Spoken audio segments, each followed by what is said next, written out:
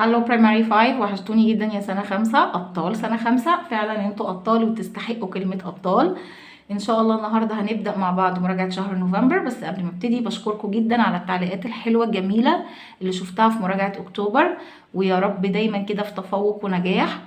هنبدأ إن شاء الله مع بعض النهاردة أول جزء في المراجعة. طبعا في كذا فيديو إن شاء الله هينزل، بس النهاردة أول فيديو.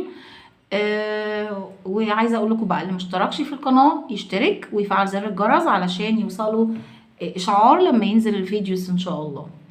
يلا كده نشوف مع بعض. اول حاجه عندي سؤال القطعه، يلا كده معايا افهم وركز معايا بالراحه. In Egypt's white desert، في مصر في حاجه اسمها الصحراء البيضاء. You can see some amazing sculptures، تقدر تشوف هناك تماثيل مذهلة رائعة. How did they get there؟ ازاي التماثيل دي اتوجدت هناك؟ They were made by the wind، اتعملت بفعل الرياح. ايه ده؟ ازاي دي؟ ازاي الرياح تقدر تعمل لنا sculptures تماثيل؟ افهم معايا، بيقول لك ايه؟ There weren't any sculptures millions of years ago، ما كانش في تماثيل من ملايين السنين. طب وايه اللي حصل؟ بيقول لك over time، بمرور الوقت the wind blows sand and small stones against the rocks.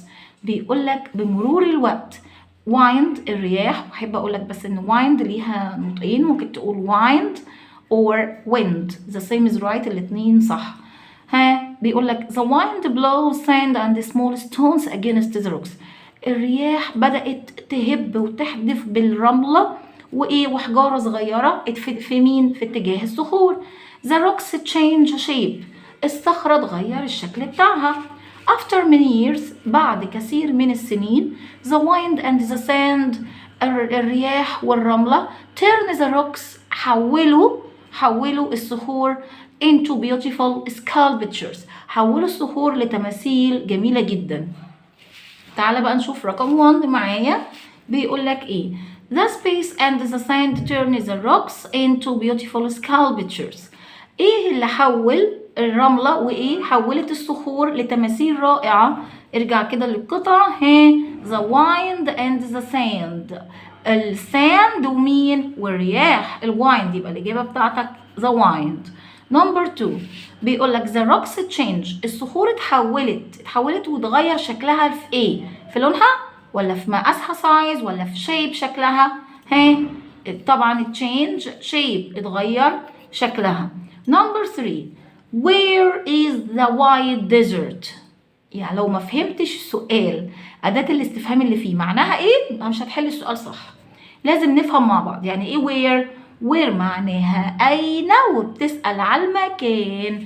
أين where وبتسأل على المكان.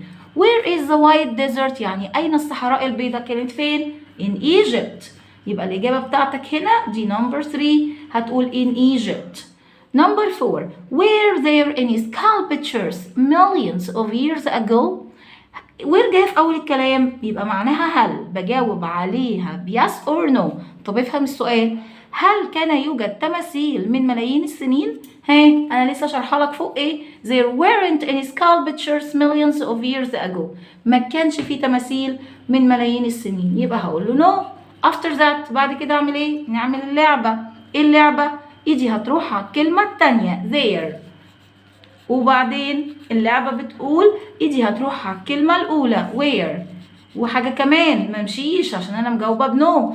If you answer no you must put not، لو أنت مجاوب بنو لازم تحط نوت في آخر الجملة.